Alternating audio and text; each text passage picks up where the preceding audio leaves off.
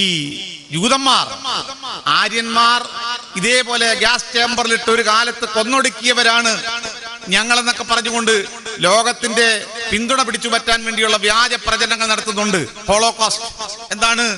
ഹിറ്റ്ലറുടെ നേതൃത്വത്തിൽ ഇതേ ജൂതന്മാരെ പണ്ട് കൊന്നൊടുക്കി എന്നാ പറയുന്നത്. ചരിത്രത്തിൽ ഇതൊക്കെ പുനഃപരിശോധന ആവശ്യമാണ്. 1933 ഹവാര ഉടമ്പടിയുണ്ട്. സാക്ഷാൽ അഡോൾഫ് ഹിറ്റ്ലറുമായി സയനിസ്റ്റുകൾ നടത്തിയ ഉടമ്പടിയുടെ പേരാണ് ഹവാര ഉടമ്പടി. എന്താണ് ഉടമ്പടി? ഹിറ്റ്ലറുടെ ഉൽപ്പന്നങ്ങൾ, നാസി പടയുടെ ഉൽപ്പന്നങ്ങൾ ലോക മാർക്കറ്റുകൾ വിറ്റ് അങ്ങനെ കോടിക്കണക്കിന് പണം സമ്പാദിക്കാൻ വേണ്ടി കരാറുണ്ടാക്കിയവരാണ് സയനിസ്റ്റുകൾ എന്നുള്ള ചരിത്രം വേറൊരു യാഥാർത്ഥ്യമാണ്. അപ്പോൾ അത്തരത്തിലുള്ള കൊടുക്കവാങ്ങലുകൾ നാസികളും ഇതേപോലെ സയനിസ്റ്റുകളും തമ്മിലുണ്ട്. ആ തരത്തിൽ ഈ അനുകമ്പയ്ക്കൊന്നും അർത്ഥമൊന്നുമില്ല. അങ്ങനെ അവർ കുടിയേറ്റപ്പെട്ട അങ്ങനെ പല ആര്യന്മാരാ കൊല ചെയ്യപ്പെട്ടവരാണെങ്കിൽ ആര്യാധിപത്യത്തിന്റെ വലിയ രാഷ്ട്രീയം പറയുന്ന സംഘപരിവാറുമായിട്ട് എങ്ങനെയാണ് ഇതേ ജൂതന്മാർക്ക് ഐക്യപ്പെടാൻ പറ്റുക? ഇന്ത്യയിലെ സംഘപരിവാറിന് ഏറ്റവും കൂടുതൽ പിന്തുണ നേടുന്നത് ഈ ഇസ്രയേലുമായിട്ടാണ്. അവരുമായിട്ടുള്ള ചങ്ങാത്തമാണ്. അതുകൊണ്ട് ഇതിനെ സംബന്ധിച്ചിടത്തോളം ലോകം ഒറ്റക്കെട്ടായി പറയാൻ ആഗ്രഹിക്കുന്ന ഒരു കാര്യം, ഈ സയനിസ്റ്റ് ഭീകരത അവസാനിപ്പിക്കണം. ആർക്കും യഥാർത്ഥത്തിൽ ചരിത്രം എന്താണെന്ന് അറിയില്ല, യഥാർത്ഥത്തിൽ നടക്കുന്നത് എന്താണെന്ന് അറിയില്ല. പക്ഷെ കേരളത്തിലെ പോലുള്ള സോഷ്യൽ മീഡിയ നോക്കിയാൽ ഹമാസിനെ കുറിച്ച് വളരെ തെറ്റായ ഈ ഭീകരവാദം പ്രചരിപ്പിക്കുകയാണ്. തെറ്റായ ഒരു തരം പ്രചരണങ്ങൾ നടക്കുകയാണ്. ഇത് ഒരുപക്ഷെ മുൻകാലങ്ങളുള്ളതിനേക്കാൾ കൂടുതലായി ഇന്ന് വർദ്ധിച്ചു വന്നിരിക്കുന്നു. കാരണം എല്ലാത്തിന്റെ പിന്നിൽ ഇപ്പോൾ ഒരു ഇസ്ലാമോ ഫോബിയ ഉണ്ട്. മറുപക്ഷത്ത് മുസ്ലിമാണെങ്കിൽ എന്തും പറയാം, എന്തും പ്രചരിപ്പിക്കാം. ആ നിലയിലേക്കുള്ള ഏകപക്ഷീയമായ മുസ്ലിം വിരുദ്ധതയാണ്, ഒരു ഇസ്ലാം പേടിയാണ് ഇത്തരത്തിൽ വിതച്ചുകൊണ്ട് കള്ളപ്രചരണങ്ങൾ നടത്തിക്കൊണ്ടിരിക്കുന്നത്. യഥാർത്ഥത്തിൽ സ്വാതന്ത്ര്യ സമര പോരാട്ടമാണല്ലോ നടക്കുന്നത്. നമ്മുടെ നാട്ടിൽ ഒരു സ്വാതന്ത്ര്യ സമര പോരാട്ടം നടത്തിയ, വലിയ സ്വാതന്ത്ര്യ സമര പോരാട്ടം നടന്ന നാടാണ് നമ്മുടേത്. ഇന്ത്യയുടെ സ്വാതന്ത്ര്യത്തിന് വേണ്ടിയുള്ള ബ്രിട്ടീഷ് മേൽക്കോയ്മയ്ക്കെതിരെ, സാമ്രാജ്യത്തിനെതിരെ നടത്തിയ ഇന്ത്യയുടെ സ്വാതന്ത്ര്യ സമരം. ആ സ്വാതന്ത്ര്യ സമരത്തിന്റെ ചരിത്രമുള്ള നമ്മുടെ മണ്ണിൽ നിന്നുകൊണ്ട് പൊരുതുന്ന പലസ്തീൻ അനുകൂലമായി നിലപാടെടുക്കേണ്ട ഒരു രാഷ്ട്രം എങ്ങനെയാണ് ഇപ്പോൾ പലസ്തീനെതിരായി ഇസ്രയേലിന് അനുകൂലമായി നിലപാടെടുക്കുന്നത്? നോക്കൂ, മണിപ്പൂരിൽ നീണ്ട കാലം മണിപ്പൂരിൽ ഏകപക്ഷീയമായി ആദിവാസികളെ കൊന്നൊടുക്കുന്ന സ്റ്റേറ്റ് സ്പോൺസേഡ് അക്രമം നടന്നപ്പോൾ നരേന്ദ്രമോദി അടക്കമുള്ള, അമിത്ഷാ അടക്കമുള്ള നമ്മുടെ രാജ്യത്തെ സംഘപരിവാർ ഭരണാധികാരികൾ മൗനം പാലിച്ചു. സ്വന്തം നാട്ടിൽ തദ്ദേശവാസികളെ, ആദിവാസികളെ ഇങ്ങനെ കൊല ചെയ്യുമ്പോൾ മൗനം പാലിച്ച ഒരു ഭരണകൂടം, നേരെ മറിച്ച് ഹമാസിന്റെ ചെറുത്തുനിൽപ്പുണ്ടായപ്പോൾ ദിവസങ്ങൾക്കുള്ളിൽ ഇസ്രയേലിന് അനുകൂലമായി നിലപാടെടുത്തത് നമുക്കറിയാം. സ്വാതന്ത്ര്യത്തിന്റെ വില അറിയാവുന്നവർക്ക്, സ്വാതന്ത്ര്യ സമര പോരാട്ടത്തിൽ പങ്കാളികളായവർക്ക് മറ്റൊരു നാട്ടിൽ നടക്കുന്ന സ്വാതന്ത്ര്യ സമര പോരാട്ടത്തെ തള്ളിപ്പറയാൻ സാധിക്കില്ല. എന്തുകൊണ്ടാണ് ഇന്ത്യയിലെ സംഘപരിവാറിന് പലസ്തീന്റെ സ്വാതന്ത്ര്യ സമര പോരാട്ടത്തെ അംഗീകരിക്കാൻ കഴിയാത്തത്? സംഘപരിവാറിനെ സംബന്ധിച്ചിടത്തോളം ഇന്ത്യയുടെ സ്വാതന്ത്ര്യ സമരത്തെ ഒറ്റിക്കൊടുത്ത ചരിത്രമാണ് അവർക്കുള്ളത്. ഇന്ത്യയുടെ സ്വാതന്ത്ര്യ സമരത്തിൽ യാതൊരു പങ്കും വഹിച്ചിട്ടില്ലാത്ത ഒരു വിഭാഗമാണ് ഇന്ത്യയിലെ സംഘപരിവാർ, RSS ഉൾപ്പെടെയുള്ള സംഘപരിവാർ. അതുകൊണ്ടാണ് അവർ ഇസ്രായേലിനെ അനുകൂലിക്കുന്നത് എന്ന കാര്യം നമ്മൾ മനസ്സിലാക്കണം. അതുകൊണ്ട് പലസ്തീൻ ആവശ്യപ്പെടുന്നത് അവർക്ക് സ്വതന്ത്രമായ പരമാധികാരം, അത് അവരുടെ അവകാശമാണ്. സ്വതന്ത്ര പാലസ്തീൻ എന്ന് പറയുന്നത് അറബ് വംശജരായ പലസ്തീൻ ജനതയുടെ അവരുടെ ജന്മാവകാശമാണ്, അത് അവരുടെ മനുഷ്യാവകാശമാണ്. അത് വകവെച്ചു കൊടുത്തേ പറ്റുകയുള്ളൂ. അതുകൊണ്ട് ഏകപക്ഷീയമായി പലസ്തീൻ ജനതയെ കൊന്നൊടുക്കിക്കൊണ്ട് ഈ വിഷയം പരിഹരിക്കാമെന്ന് ഇസ്രായേൽ വിചാരിക്കുന്നു എങ്കിൽ അതൊരിക്കലും നടക്കാൻ പോകുന്നില്ല. കാരണം എന്താ? പലസ്തീന്റെ ചരിത്രം അതാണ്. ചെറുത്തുനിൽപ്പിന്റെയും പോരാട്ടങ്ങളുടെയും ധീരമായ ചരിത്രമാണ്. അവിടെ കുട്ടികൾ മരിച്ചു വീഴുമ്പോൾ കുഞ്ഞുങ്ങളുടെ കൈകളിൽ എഴുതി വെക്കുന്നു അവരുടെ പേരുകൾ. കുട്ടികൾ കൈ നീട്ടിക്കൊണ്ടുവന്ന് മുതിർന്നവരോട് പറയുകയാണ്, എന്റെ പേരെഴുതി വെക്കാൻ. എന്താ കാര്യം? മരിച്ചുപോയാൽ ആരാണ് മരിച്ചത് എന്ന് തിരിച്ചറിയാൻ കൈ നീട്ടി കയ്യിൽ പേരെഴുതുന്ന കുട്ടികളെയാണ് നമുക്ക് കാണാൻ കഴിയുക. അവർക്ക് ഭയമില്ല. കാരണം അവർ ജനിച്ചു വളർന്നത് ഈ കൂട്ടക്കൊലകളുടെ നടുവിലാണ്. അവർക്ക് വേണ്ടത് സ്വാതന്ത്ര്യമാണ്. ജനിച്ച മണ്ണിൽ ജീവിക്കാനുള്ള സ്വാതന്ത്ര്യം. ആ സ്വാതന്ത്ര്യം കിട്ടുന്നിടം വരെ അവർ പൊരുതുക തന്നെ ചെയ്യും. ഒരു ശക്തിക്കും അവരെ തോൽപ്പിക്കാൻ സാധിക്കുകയില്ല. അല്പം പോലും സ്വാതന്ത്ര്യമില്ലാത്ത രീതിയിലേക്ക് അവിടെ ജീവിക്കുന്ന മുഴുവൻ മനുഷ്യരെയും കൊന്നു തള്ളാനാണ്, പൂർണ്ണമായി കൂട്ടക്കൊല ചെയ്യാൻ വേണ്ടിയുള്ള ഒരു ആസൂത്രിതമായ വംശഹത്യാ പദ്ധതിയാണ് യഥാർത്ഥത്തിൽ ഇപ്പോൾ അരങ്ങേറിക്കൊണ്ടിരിക്കുന്നത്. അപ്പോഴും നമ്മൾ കാണുന്നത് അവിടെ ചെറുത്തു നിൽക്കുന്ന, ഈ യുദ്ധമനമ്പിൽ നിന്നുകൊണ്ട് മുദ്രാവാക്യം വിളിക്കുന്ന, ചെറുത്തു നിൽക്കുന്ന പലസ്തീൻ ജനതയാണ്. അതുകൊണ്ട് സയനിസം പലസ്തീൻ ജനതയ്ക്ക് മാത്രം എതിരെ ഉള്ള ഒരു രാഷ്ട്രീയ നീക്കമല്ല എന്ന് കൂടി നാം മനസ്സിലാക്കണം. ഇത് ലോകത്തിന് തന്നെ വിനാശം വിതയ്ക്കുന്ന അപകടകരമായ ഒരു വംശീയ സാമ്രാജ്യത്വമാണ് ഈ ജൂയിഷ് സയനിസം എന്ന കാര്യം നിങ്ങൾ അറിയും. ലോകത്തെ ഏറ്റവും വലിയ ഭീകരവാദം സയനിസമാണ്. ഇന്ന് അത് പലസ്തീൻ ജനതയ്ക്കെതിരെ പ്രവർത്തിക്കുന്നു എങ്കിൽ ഈ സയനിസം ലോകത്തിന് മുഴുവൻ അപകടം വിതയ്ക്കുന്ന ഒരു വലിയ ദുരന്തമായി മാറുമെന്ന കാര്യത്തിൽ യാതൊരു തർക്കവുമില്ല. അത് ലോകരാഷ്ട്രങ്ങൾ ഒറ്റക്കെട്ടായി നിന്നുകൊണ്ട് സയനിസത്തെ ചെറുക്കേണ്ടതുണ്ട്, സയനിസത്തെ തകർക്കേണ്ടതുണ്ട്. അല്ല എങ്കിൽ സയനിസത്തിന്റെ ചരിത്രമെടുത്ത് പരിശോധിച്ചാൽ നമുക്കറിയാം, ചരിത്രത്തിലുടനീളം അവർ അറബ് രാഷ്ട്രങ്ങളെയും ആഫ്രിക്കൻ രാഷ്ട്രങ്ങളെയും എല്ലാം എതിർത്ത ചരിത്രമാണ് നമുക്കുള്ളത്. ഏതാണ്ട് 1952 ടുണീഷ്യക്ക് സ്വാതന്ത്ര്യം കിട്ടാൻ വേണ്ടിയുള്ള പോരാട്ടം നടക്കുമ്പോൾ ആ ടുണീഷ്യയുടെ സ്വാതന്ത്ര്യ സമരത്തെ എതിർത്ത ചരിത്രമാണ് സയനിസ്റ്റുകളുടേത്. 57 ഈജിപ്തിനെതിരെ ബോംബ് വർഷം നടത്തിക്കൊണ്ട് ഈജിപ്തിനെതിരെ യുദ്ധം പ്രഖ്യാപിച്ച ചരിത്രമാണ് സയനിസ്റ്റുകൾക്കുള്ളത്. 86 ലിബിയയുടെ സ്വാതന്ത്ര്യത്തിന് വേണ്ടിയുള്ള ലിബിയക്കെതിരെ യുദ്ധം പ്രഖ്യാപിച്ചവരാണ് സയനിസ്റ്റുകൾ. അങ്ങനെ ലോകത്തിന് മുഴുവൻ അത് അപകടമാണ്.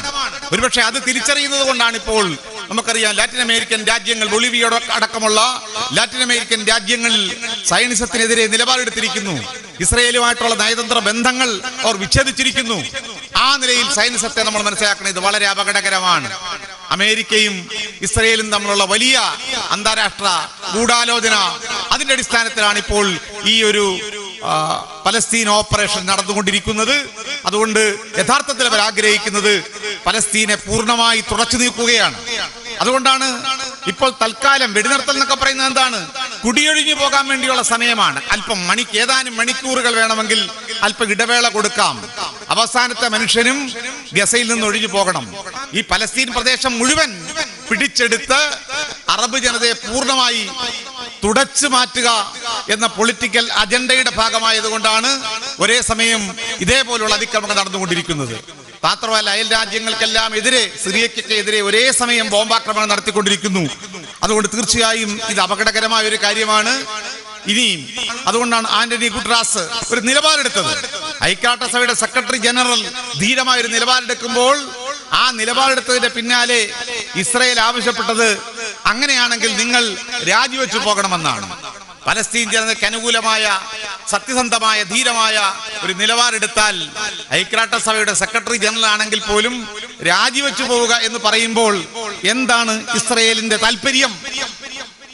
മനുഷ്യത്വത്തോടൊപ്പം നിൽക്കുക എന്നുള്ളതല്ല, നീതിക്കൊപ്പം നിൽക്കുക എന്നല്ല. നമുക്കറിയാം യുദ്ധ കരാറുകളുണ്ട്, ജനീവ കരാർ ഉൾപ്പെടെയുള്ള എത്രയോ കരാറുകളുണ്ട്. യുദ്ധത്തിൽ പാലിക്കേണ്ട മര്യാദകളുണ്ട്. പൗരന്മാരെ കൊല്ലാൻ പാടില്ല, സിവിലിയൻസിനെ കൊല്ലാൻ പാടില്ല, അവർക്ക് മേൽ ബോംബ് വർഷിക്കാൻ പാടില്ല, സ്ത്രീകൾ ആക്രമിക്കപ്പെടാൻ പാടില്ല, കുട്ടികൾ, വൃദ്ധർ അവർ ആക്രമിക്കപ്പെടാൻ പാടില്ല, അവർക്കൊക്കെ സംരക്ഷണം കൊടുക്കണമെന്ന് പറയുന്ന യുദ്ധ കരാറുകളുണ്ട്, ഉടമ്പടികളുണ്ട്. അത്തരം അന്താരാഷ്ട്ര കരാറുകൾ മുഴുവൻ ഇന്ന് ഇസ്രായേൽ ലംഘിച്ചുകൊണ്ടിരിക്കുകയാണ്. അവർക്ക് നിയമം ബാധകമല്ല. ലോകത്ത് ഒരു നിയമവും ഇന്ന് ഈ ഇസ്രായേലിന് എന്ന് പറയും തമ്മാടി രാഷ്ട്രത്തിന് ബാധകമല്ല. ഒന്നും അവർ അനുസരിക്കാൻ ബാധകമല്ല. അവർ നടത്തുന്നത് ഏകപക്ഷീയമായ ഈ തരത്തിലുള്ള കയ്യേറ്റമാണ്, കുടിയേറ്റമാണ്, ആക്രമണമാണ്. അതുകൊണ്ട് ഇവരെ പിടിച്ചു കെട്ടേണ്ടത് ലോകത്തിന്റെ ആവശ്യമാണ്. ഇന്ത്യയെ സംബന്ധിച്ചിടത്തോളം നമ്മളെപ്പോലുള്ളവർ സ്വാതന്ത്ര്യത്തിന്റെ വിലയറിയാവുന്നവരാണ്. നമ്മൾ സ്വാതന്ത്ര്യ പോരാട്ടങ്ങളിൽ രക്തസാക്ഷികളായവരാണ് നമ്മൾ. അതുകൊണ്ടാണ് ഇന്ത്യയിലെ ജനങ്ങൾ മതത്തിനും ജാതിക്കും ഒക്കെ അതീതമായി പൊരുതുന്ന പലസ്തീനോടൊപ്പം നിലകൊള്ളുന്നത്, ഐക്യദാർഢ്യ സമ്മേളനങ്ങൾ നടത്തുന്നത്. അതുകൊണ്ട് പ്രിയമുള്ളവരെ, പലസ്തീന്റെ ഈ നൊമ്പരം, ആ നൊമ്പരം നമ്മുടെ നൊമ്പരമാണ്. അത് എത്രയും വേഗം അവസാനിപ്പിക്കാനുള്ള ശക്തമായ സമ്മർദ്ദം, നമ്മുടെ ഈ പ്രതിഷേധങ്ങൾക്ക് അർത്ഥമുണ്ടാകുന്നത് എപ്പോഴാണ്? ഈ പ്രതിഷേധങ്ങൾ ലോകത്തിന്റെ മുമ്പിലുണ്ട്. അതുകൊണ്ട് ലോകത്തെമ്പാടും അടങ്ങിയിരിക്കുകയല്ല, ഈ ക്രൂരതയ്ക്കെതിരായ നിലപാട് എടുക്കുകയും പ്രതിഷേധങ്ങൾ ഉയരുകയും അത് ശക്തമായ സമ്മർദ്ദം ഉണ്ടാവുകയും ചെയ്യേണ്ടത് ആവശ്യമാണ്. അതുകൊണ്ട് ഇത്തരം പ്രതിഷേധങ്ങൾക്കെല്ലാം രാഷ്ട്രീയമായ അതിന്റെ ന്യായങ്ങളുണ്ട്. ഇന്ന് നമുക്കറിയാം ലാറ്റിൻ അമേരിക്കൻ രാജ്യങ്ങളെ സംബന്ധിച്ച് ഞാൻ പറഞ്ഞു, ബൊളീവിയയിലെ, ചിലിയിലെ, കൊളംബിയയിലെ, സൗത്ത് ആഫ്രിക്ക തുടങ്ങിയ രാജ്യങ്ങളിലെല്ലാം ഇത്തരത്തിൽ ശക്തമായ നിലപാടുകൾ എടുത്തുകൊണ്ട് പലസ്തീൻ ജനതയ്ക്ക് അനുകൂലമായി, ഈ അറബ് ജനതയ്ക്ക് അനുകൂലമായ ശക്തമായ നിലപാടെടുക്കുന്നു. അത് ഞാൻ സൂചിപ്പിച്ചതുപോലെ വലിയ രാജ്യങ്ങൾ പോലും ലക്ഷക്കണക്കിന് ജനങ്ങൾ ഇന്ന് ഐക്യദാർഢ്യ റാലികളിൽ പങ്കെടുത്തുകൊണ്ട് പലസ്തീനെ പിന്തുണയ്ക്കുന്നു. അതുകൊണ്ട് പലസ്തീൻ എന്നത് പല ജനതയുടെ, അറബ് ജനതയുടെ, പലസ്തീൻ ജനതയുടേത് ജന്മാവകാശമാണ്. അവർ നടത്തുന്നത് ലോക ചരിത്രത്തിലെ ഏറ്റവും വലിയ സ്വാതന്ത്ര്യ സമര പോരാട്ടമാണ്. അവർ നടത്തുന്നത് മനുഷ്യാവകാശങ്ങൾക്ക് വേണ്ടിയുള്ള, പൗരാവകാശങ്ങൾക്ക് വേണ്ടിയുള്ള പോരാട്ടമാണ്, ജീവന് വേണ്ടിയുള്ള പോരാട്ടമാണ്. ആ പോരാട്ടം വിജയിക്കേണ്ടതുണ്ട്. ലോകം ആഗ്രഹിക്കുന്നത്, ധാർമ്മികമായി നമ്മൾ ആഗ്രഹിക്കുന്നത് പലസ്തീൻ ജനതയുടെ പോരാട്ടം നീതിക്ക് വേണ്ടിയുള്ള പോരാട്ടമായതുകൊണ്ട്, സത്യത്തിന് വേണ്ടിയുള്ള പോരാട്ടമായതുകൊണ്ട് ആ പോരാട്ടം പരാജയപ്പെടുകയില്ല. എത്രമാത്രം ഭീകരമായ അതിക്രമങ്ങൾ നടത്തിയാലും എന്നെ സംബന്ധിച്ചിടത്തോളം ഞാൻ ചരിത്രത്തെ സാക്ഷി നിർത്തി പറയാൻ ആഗ്രഹിക്കുന്നത്, പലസ്തീൻ ജനതയുടെ പോരാട്ടത്തെ അടിച്ചമർത്തി ഇല്ലാതാക്കാൻ എത്രമാത്രം ശ്രമിച്ചാലും, എത്ര സാമ്രാജ്യ ശക്തികൾ പിന്തുണച്ചാലും, ഇസ്രയേൽ എന്ന് പറയുന്ന ഈ തെമ്മാടി രാഷ്ട്രത്തിന് പലസ്തീൻ ജനതയുടെ സ്വാതന്ത്ര്യ അഭിലാഷങ്ങളെ എന്നേക്കുമായി കുഴിച്ചുകൂടാൻ സാധിക്കുകയില്ല. എല്ലാ എതിർപ്പുകളെയും അതിജീവിച്ചുകൊണ്ട് പലസ്തീൻ ജനത ഫിനിസ് പക്ഷിയെ പോലെ ഉയർത്തെഴുന്നേൽക്കും. നമുക്കറിയാം, ഒരു ചൊല്ലുണ്ട്, നിങ്ങൾക്ക് ഒരു വിമോചന പോരാളിയെ വേണമെങ്കിൽ തുറുങ്കിലടയ്ക്കാം, പക്ഷേ ഒരു വിമോചന പോരാട്ടത്തെ തുറുങ്കിലടയ്ക്കാൻ സാധിക്കുകയില്ല. നിങ്ങൾക്ക് ഒരു വിമോചന പോരാളിയെയോ വിമോചന പോരാളികളെയോ കൊലപ്പെടുത്താം, കൊല ചെയ്യാം, പക്ഷേ വിമോചനത്തിന് വേണ്ടിയുള്ള, സ്വാതന്ത്ര്യത്തിന് വേണ്ടിയുള്ള ജനതയുടെ അഭിലാഷത്തെയും പോരാട്ടത്തെയും എന്നേക്കുമായി തുറുങ്കിലടയ്ക്കാനോ ഇല്ലായ്മ ചെയ്യാനോ നിങ്ങൾക്ക് സാധിക്കുകയില്ല. അതുകൊണ്ട് പലസ്തീൻ പോരാട്ടം അങ്ങനെ അസ്തമിക്കുമെന്ന് വിചാരിക്കേണ്ട. അവർ ചരിത്ര ധീരതയുള്ള മനുഷ്യരാണ്, ഈ പ്രശ്നങ്ങൾ കണ്ടു വളർന്നവരാണ്, വലിയ കരുത്തുള്ളവരാണ്. ലോകത്തെമ്പാടുമുള്ള നീതിക്ക് വേണ്ടിയുള്ള പോരാട്ടത്തിന്റെ ഊർജമായി ഇന്ന് പലസ്തീൻ മാറിയിരിക്കുന്നു, പലസ്തീൻ ജനതയുടെ പോരാട്ടം മാറിയിരിക്കുന്നു. അതുകൊണ്ട് പലസ്തീന്റെ പോരാട്ടം വിജയിക്കേണ്ടത് നമ്മുടെയൊക്കെ ആവശ്യമാണ്. ആ അർത്ഥത്തിൽ എല്ലാവിധമായ പിന്തുണയും ആ ജനതയ്ക്ക് കൊടുക്കാൻ നമ്മൾ ബാധ്യസ്ഥരാണ്. നമ്മൾ ഒരിക്കൽ കൂടി ആഗ്രഹിക്കുന്നത്, എത്രയും വേഗം ഈ ഏകപക്ഷീയമായ ഇസ്രയേലിന്റെ കൊടും ക്രൂരതകൾ അവസാനിപ്പിക്കാൻ ലോകം മുന്നോട്ട് വരും എന്നാണ്. ആ നിലയ്ക്ക് വലിയ രാഷ്ട്രീയ നിലപാടുകൾ ലോകത്തുണ്ടാകും എന്നാണ്. ഇന്ത്യ നിലപാട് തിരുത്തണം. കാരണം ഈ രാജ്യത്തെ പൗരന്മാർ എന്ന നിലയിൽ ഭരണകൂടത്തോട് നമ്മൾ പറയുന്നു, ഈ രാജ്യം പൈതൃകമായി സ്വീകരിച്ച, പലസ്തീൻ അനുകൂലമായി സ്വീകരിച്ച ഇന്ത്യയുടെ നിലപാടിനോടൊപ്പം നിന്നുകൊണ്ട് ഇന്ത്യ ഗവൺമെന്റും നിലപാടെടുക്കണം, നിലപാട് തിരുത്തണം. പലസ്തീൻ, സ്വതന്ത്ര പലസ്തീൻ എന്ന് പറയുന്ന അവരുടെ ആവശ്യത്തിനോടൊപ്പം നിന്നുകൊണ്ട് ശക്തമായ നിലപാടെടുക്കാൻ ഇന്ത്യ എന്ന രാഷ്ട്രം തയ്യാറാകണമെന്നാണ് ഈ രാജ്യത്തെ പൗരന്മാരെന്ന നിലയിൽ ഭരണകൂടത്തോട് നമ്മൾ പറയാൻ ആഗ്രഹിക്കുന്നത്. ആക്രമണമാണ് ഇസ്രയേൽ എന്ന് പറയുന്ന ഈ രാഷ്ട്രം. അങ്ങനെ ഒരു രാഷ്ട്രമെന്നൊന്നും വിളിക്കാനുള്ള അർഹതയൊന്നും ഇസ്രയേലിനില്ല. പക്ഷേ ഇവിടുത്തെ സാമ്രാജ്യത്തെ രാഷ്ട്രങ്ങൾ വകവെച്ചു കൊടുത്ത ഈ ഒക്യുപ്പൈഡ് അറബ് മണ്ണ് കയ്യേറി പിടിച്ചടക്കി കൃത്രിമമായി സ്ഥാപിച്ച ഇസ്രയേൽ എന്ന ഈ ധിക്കാര രാഷ്ട്രം ചെയ്തുകൊണ്ടിരിക്കുന്നത് സമാനതയില്ലാത്ത ക്രൂരതകളാണ്. ലോകമെമ്പാടുമുള്ള ജനങ്ങൾ ഇസ്രയേലിനെ അനുകൂലിച്ചുകൊണ്ട് നിലപാടെടുത്ത ബ്രിട്ടന്റെ മണ്ണിൽ ആയിരക്കണക്കിന്, ലക്ഷക്കണക്കിന് ജനങ്ങൾ അണിനിരുന്ന പലസ്തീൻ ഐക്യദാർഢ്യ പ്രകടനങ്ങൾ നടന്നു. അമേരിക്കയിൽ, ജർമ്മനിയിൽ, ഫ്രാൻസിൽ, ഇറ്റലിയിൽ, അങ്ങനെ ലോകമെമ്പാടുമുള്ള രാഷ്ട്രങ്ങളിൽ പലസ്തീൻ ജനതയോട്, പൊരുതുന്ന പലസ്തീൻ ജനതയോട് ഐക്യദാർഢ്യം പ്രഖ്യാപിച്ചുകൊണ്ടുള്ള വലിയ പ്രതിഷേധങ്ങളാണ് നടന്നുകൊണ്ടിരിക്കുന്നത്. ഭരണത്തലവന്മാർ, സാമ്രാജ്യത്തെ രാജ്യങ്ങളിലെ, മുതലാളിത്ത രാജ്യങ്ങളിലെ ഭരണത്തലവന്മാർ ഇസ്രയേലിനോടൊപ്പം നിൽക്കുമ്പോഴും അത്തരം നാടുകളിലെ പോലുള്ള ജനങ്ങൾ പലസ്തീൻ ജനതയ്ക്കൊപ്പമാണ്, പൊരുതുന്ന പലസ്തീനികൾക്കൊപ്പമാണ് എന്ന് നാം മനസ്സിലാക്കേണ്ടതുണ്ട്. നിങ്ങൾക്ക് ഇസ്രയേൽ എന്ന് പറയുന്ന ഒരു രാഷ്ട്രത്തിനെ സംബന്ധിച്ച് എന്താണ് അതിന്റെ ന്യായം? നമ്മൾ ഒരു ഭൂപ്രദേശത്തെ രാഷ്ട്രം എന്ന് വിളിക്കുമ്പോൾ അതിന് ചില അടിസ്ഥാനങ്ങളുണ്ട്. ഒന്നാമതായി, ഒരു രാഷ്ട്ര രൂപീകരണത്തിന് അടിസ്ഥാനമായ കാര്യമെന്ന് പറയുന്നത് ഒരു ജനത ഒരു പ്രദേശത്ത് തുടർച്ചയായി ജീവിച്ചു വരിക എന്നതാണ്.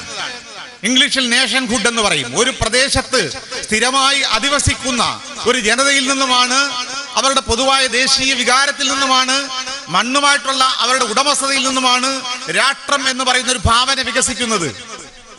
അങ്ങനെ പറയാൻ എന്തെങ്കിലും അടിസ്ഥാനം രാഷ്ട്രീയമായി ഇസ്രയേലിന് പറയുവാനുണ്ടോ? അറബ് പാലസ്തീൻ മണ്ണുമായി എന്ത് ബന്ധമാണ് ഈ ഇസ്രയേലിനുള്ളത്, അല്ലെ ജൂതന്മാർക്കുള്ളത്? 1947-48 പലസ്തീന് വേണ്ടിയുള്ള രാഷ്ട്രം, ഇസ്രയേലിന് വേണ്ടിയുള്ള രാഷ്ട്ര രൂപീകരണ സന്ദർഭം നടക്കുമ്പോൾ, അഥവാ ഇസ്രയേൽ എന്ന് പറയുന്ന ഒരു രാഷ്ട്രം എങ്ങനെ നിർമ്മിക്കണം, രൂപീകരിക്കണം എന്ന് ബ്രിട്ടൻ തീരുമാനിക്കുമ്പോൾ അവിടെ ഈ പലസ്തീൻ പ്രദേശത്ത് ജൂതന്മാരുടെ ജനസംഖ്യ വളരെ കുറവാണ്. 3% മാത്രമാണ് അവിടെ ജൂതന്മാരുള്ളത്. മഹാഭൂരിപക്ഷവും അറബ് പലസ്തീൻ വംശജരാണ്. അവരുടെ മണ്ണായിരുന്നു അത്. അപ്പോൾ പാലസ്തീൻ എന്ന് പറയുന്ന രാഷ്ട്രത്തെ സംബന്ധിച്ചിടത്തോളം, ഇസ്രായേൽ എന്ന് പറയുന്ന രാഷ്ട്രത്തെ സംബന്ധിച്ചിടത്തോളം ജൂതന്മാരില്ല, ജനങ്ങളില്ലാത്ത രാഷ്ട്രമാണ്. അതുകൊണ്ടാണ് അതിനെ ലാൻഡ് വിത്തൗട്ട് പീപ്പിൾ എന്ന് വിശേഷിപ്പിക്കേണ്ടി വന്നത്. ജനങ്ങളില്ലാത്ത രാഷ്ട്രം. ജനങ്ങളില്ലെങ്കിൽ പിന്നെ രാഷ്ട്രം ആർക്ക് വേണ്ടിയാണ്? ഞാൻ ഓർക്കുന്നത്, ഇസ്രായേലിനെ കുറിച്ച് പറയും, ഇസ്രായേൽ എന്ന രാഷ്ട്രത്തെ കുറിച്ച് ചിന്തിക്കുമ്പോൾ ഒരു പഴയ പുസ്തകത്തിലെ ഒരു കാർട്ടൂണാണ്. ഈ കാർട്ടൂണിന്റെ പ്രമേയം എന്ന് പറയുന്നത് നമ്മുടെ നാട്ടിൽ നിലവിലിരുന്ന പഴയ സവർണ ജന്മിത്ത കാലഘട്ടത്തിലെ സംഭവങ്ങളാണ്.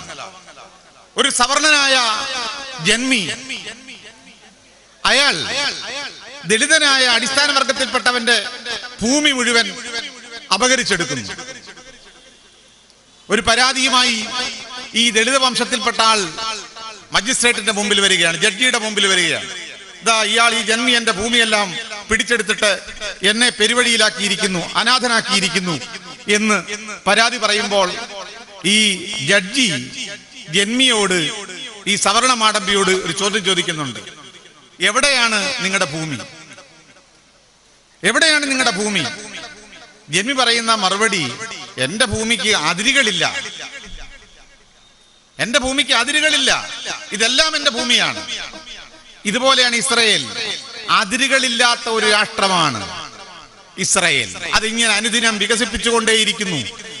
കൂടുതൽ പലസ്തീന്റെ മണ്ണ് വെട്ടിപ്പിടിച്ച് അത് അപകരിച്ച് പലസ്തീനികളെ ഇങ്ങനെ കുടിയൊഴിപ്പിച്ചും അവരെ ആട്ടി ഓടിച്ചും കൊലപ്പെടുത്തിയും ഇങ്ങനെ വികസിച്ചുകൊണ്ടേയിരിക്കുന്ന അതിരുകളില്ലാത്ത ഒരു രാഷ്ട്രമായിട്ടാണ് ഇന്ന് ഇസ്രയേൽ മാറിക്കൊണ്ടിരിക്കുന്നത്.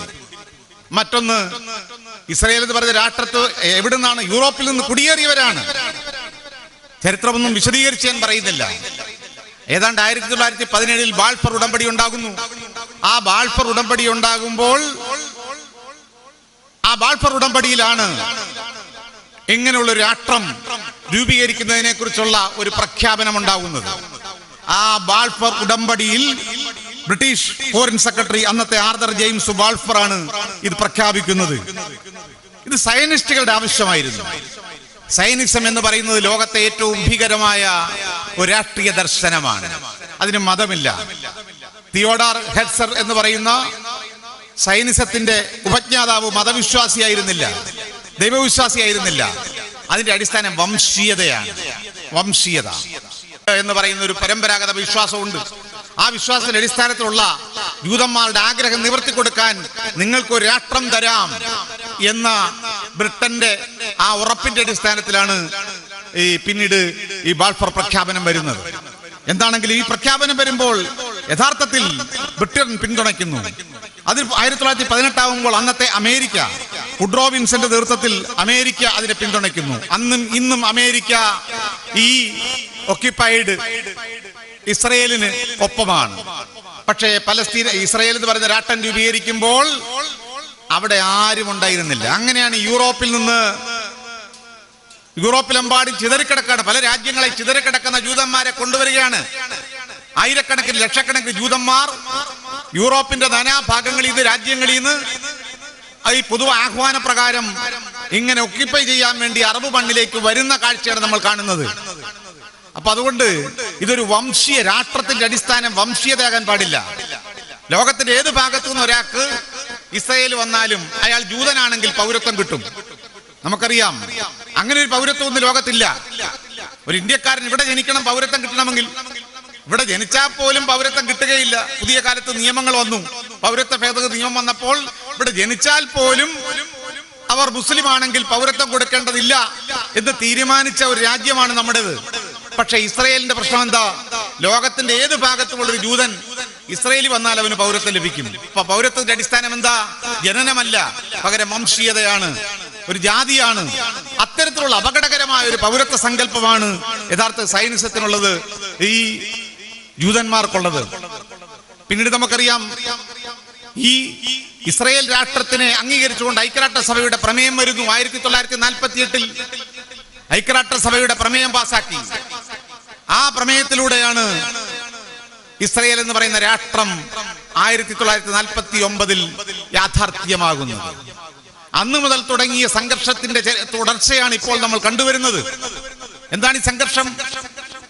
പലസ്തീൻ മേഖല ഒന്നായി എടുത്തുകൊണ്ടാണ്, പലസ്തീന്റെ മണ്ണെടുത്തുകൊണ്ടാണ്, അവരെ ആട്ടി ഓടിച്ചുകൊണ്ടാണ്, അവരെ പുറന്തള്ളിക്കൊണ്ടാണ് കൃത്രിമമായി ഐക്യരാഷ്ട്രസഭയുടെ പിന്തുണയോടെ, ഈ കൊളോണിയൽ രാഷ്ട്രങ്ങളുടെ പിന്തുണയോടെ ഈ ഇസ്രയേൽ നിലവിൽ വരുന്നത്. സ്വാഭാവികമായും അവിടെ ജനിച്ചു വളർന്ന ജനങ്ങൾ, അടിസ്ഥാന ജനത, തദ്ദേശവാസികളായ അറബ് ജനത, അവരുടെ അവകാശങ്ങൾക്ക് വേണ്ടിയുള്ള പോരാട്ടങ്ങൾ നടന്നു. ആ പോരാട്ടങ്ങളാണ് പിന്നീട് നമ്മൾ കാണുന്ന തുടർച്ചയായ യുദ്ധങ്ങൾ. 49 യുദ്ധം, 67 യുദ്ധം, അതേപോലെ യോങ്കിപ്പൂർ 72, 73 യുദ്ധം.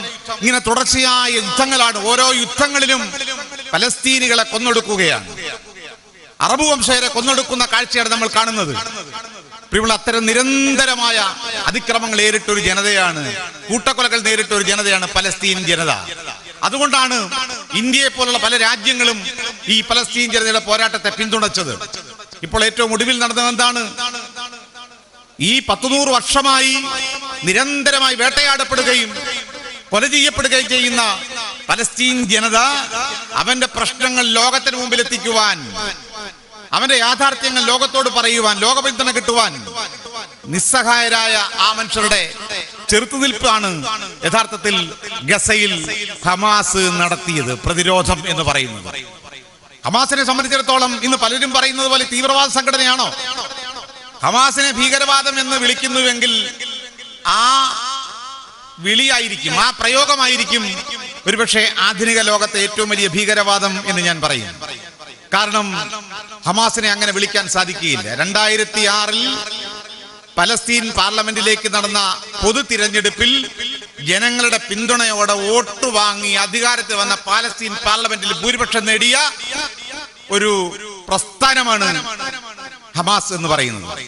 തെരഞ്ഞെടുപ്പിലൂടെ ജനങ്ങൾ പിന്തുണച്ച് പാർലമെന്റിൽ എത്തിച്ച ഒരു പ്രസ്ഥാനത്തെ, ഒരു ജനാധിപത്യ പ്രസ്ഥാനത്തെ എങ്ങനെയാണ് നമുക്ക് ഭീകരവാദ പ്രസ്ഥാനം എന്ന് വിളിക്കാൻ പറ്റുക, തീവ്രവാദ പ്രസ്ഥാനം വിളിക്കാൻ പറ്റുക? അതൊരു ജനകീയ പ്രസ്ഥാനമാണ്, ജനാധിപത്യ പ്രസ്ഥാനമാണ്. ആ ജനാധിപത്യ പ്രസ്ഥാനമാണ് ഇപ്പോൾ ഏറ്റവും ഒടുവിലായി അവർ ഒരു ചെറുത്തുനിൽപ്പിന്, സ്വാഭാവികമായ ഒരു പ്രതികരണത്തിന് അവർ തയ്യാറായത്. ആ പ്രതികരണത്തിന്റെ പേരിലാണ് ഇപ്പോൾ ലോകം നമ്മുടെ നാട്ടിൽ പോലും അവരെ അപലപിക്കുന്നത്. എന്തെല്ലാം ഇവിടെ പറഞ്ഞതുപോലെയുള്ള കപട പ്രചരണങ്ങളാണ് നമ്മുടെ നാട്ടിൽ നടത്തിക്കൊണ്ടിരിക്കുന്നത്.